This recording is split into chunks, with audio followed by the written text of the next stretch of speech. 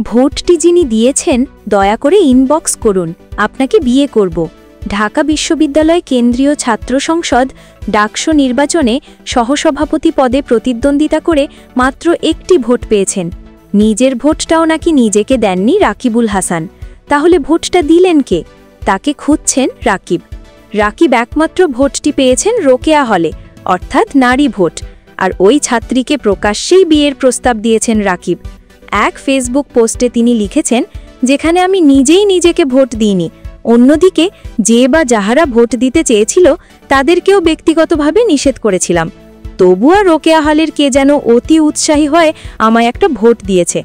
তিনি লিখেছেন, যাই হোক, যিনি আমাকে ভোটটা দিয়েছেন তিনি যদি আমার বন্ধু তালিকায় থাকেন দয়া করে আমাকে ইনবক্স করুন, আমি আপনাকে বিয়ে করতে চাই।